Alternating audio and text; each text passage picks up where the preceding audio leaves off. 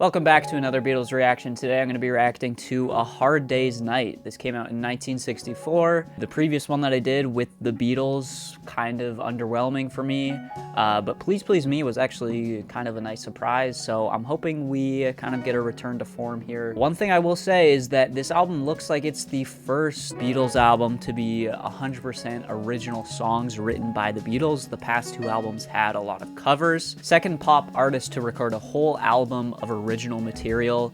Bob Dylan was the first, apparently. So yeah, I'm pretty excited to get into this. It's kind of really just the same length as the past two albums, 30 minutes, kind of exactly the same. Make sure to go join the Patreon if you want to see this reaction uncut. There's a link in the description down below, and we're gonna hop into it. The first track is the title track, A Hard Day's Night.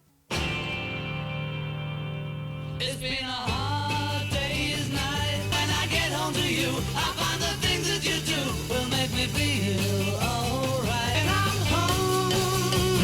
Everything seems to be right. Nice bridge here.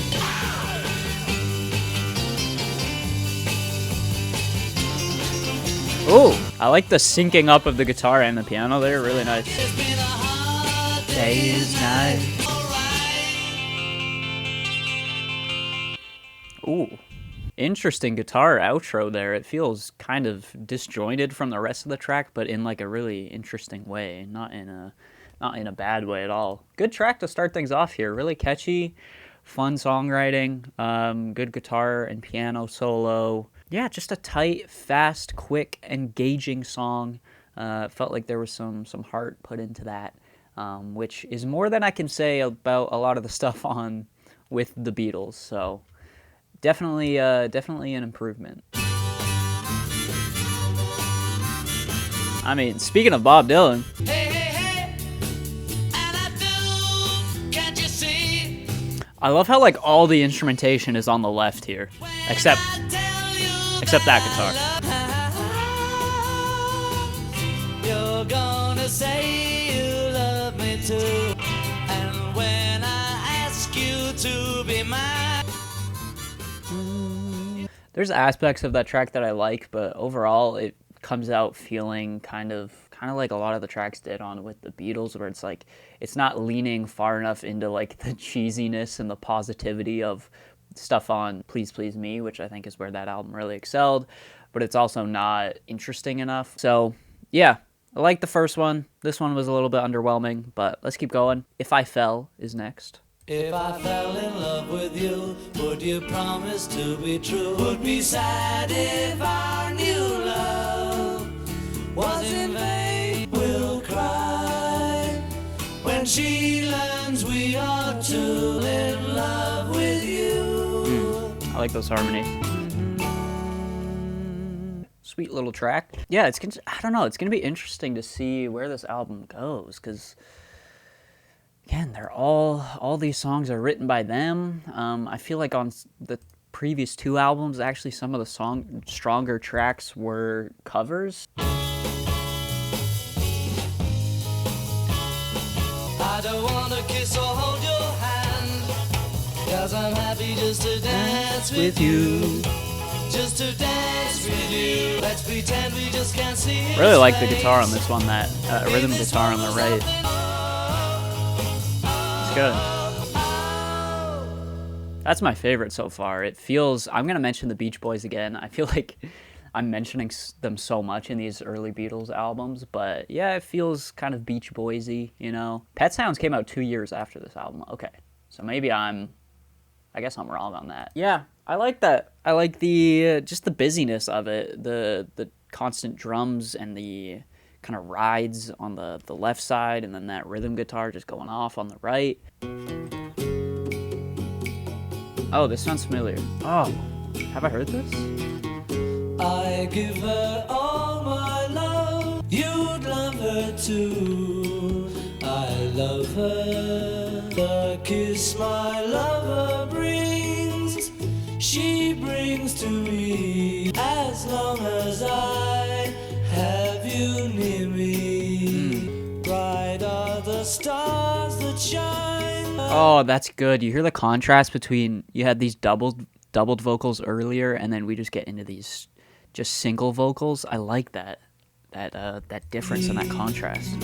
Have you near me? And then we get clean here. Bright are the stars that shine.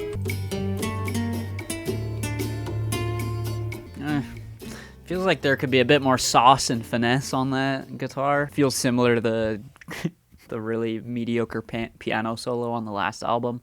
I'm really liking this track in general though, but that solo could have been a bit better. That's good though. Wow. Damn, really good guitar work on that. I feel like I've heard that intro before, just that guitar melody. I feel like I've heard really good guitars in general. I don't love that solo, but that's really the only thing I don't like about this track. The rest of it is really, really good and easily my favorite so far. It feels like this is like kind of what we know of the Beatles and just that essence and that interesting songwriting that they're so famous for. It really feels like it's coming through on this track here, and this feels like the early stages of it, you know? Just really like subtle production techniques too that I thought were really effective, like going from the doubled vocals and then just that contrast to switch to the clean like single vocal. Simple but really effective. Tell me why you cried. Oh my god. Sounds like we're in hell here, bro. But you left me sitting on my own. Well, I beg you on my bended knees. If you'll only listen to my plea. Damn. Okay, we're getting some more. This feels like some early experimentation too. You know, like that mix, I feel like is something you would not hear at this time at all. The vocals are just so, like, I feel like purposefully muddy and cacophonous, and the instrumentation is so, like, boomy. I can see why it's one of the lower streamed, because it's definitely not, like, as sweet on the ears as some of these other tracks, but really cool to see some, like, early experimentation going on here. Next track is Can't Buy Me Love. Can't buy me love. Buy you diamond ring, my friend, if it makes you feel alright. Love that melody. 'Cause I don't care too much for money, but money can't buy me love. Can't buy me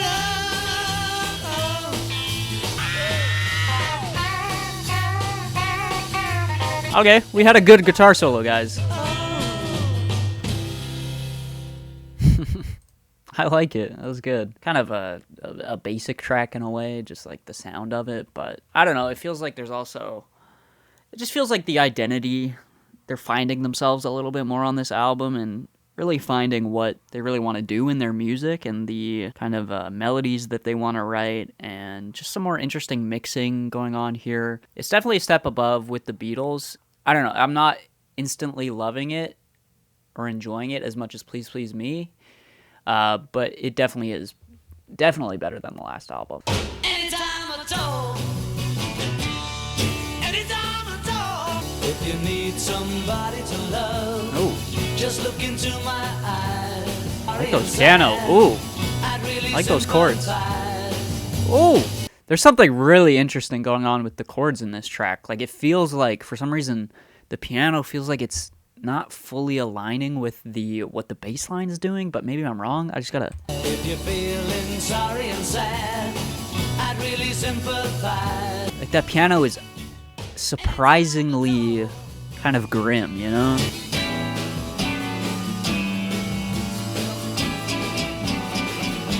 Anytime at all. Anytime at all. That was good. That's one of my favorites, man. Just really interesting musically, and just the chords going on. There's a real kind of, not disconnect, but like that juxtaposition of the sunny and bubbly guitars mixed with that kind of menacing piano underneath the entire track. Really good structure to the entire thing. It's deceptively kind of dark in a way. I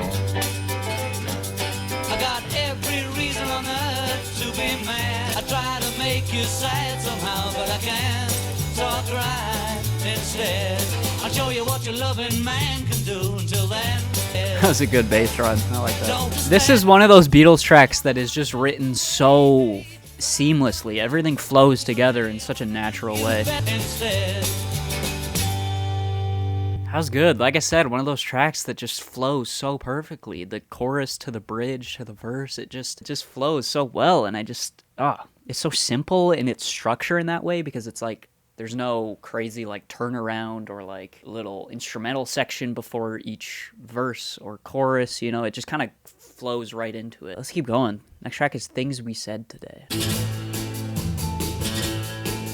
Someday when I'm lonely, wishing you weren't so far away.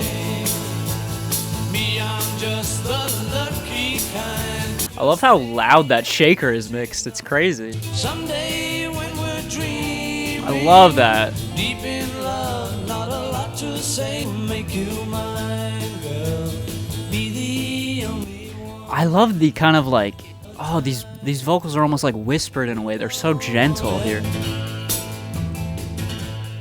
A real kind of Western feel to this track with the bass line, the guitars, just the mixing of it, the way the vocals are performed. Let's keep going. Next track is When I Get Home. Whoa, whoa, Whoa. whoa, whoa. When I get home. Yes! You can tell this is going to be a John track with a lot of soul put into it. Till I walk Out that door. when I get home. Okay, this album is slowly, I think it's slowly surpassing Please Please Me. I feel like I've missed that type of track. It's been a while since I've gotten a song that just has that raw, soulful energy from John that I just love. And those are some of my favorite tracks on the later albums too, or just when John is just really singing, you know? He's really singing, put a lot of soul into those vocals, and it's just a hard hitter. It's a banger, you know? Oh, the cowbell? This mix here is fantastic. It's just filling the headphones, bro. But if they'd seen, can't do that. You're talking that way, they'd laugh in my face so bad. Bam.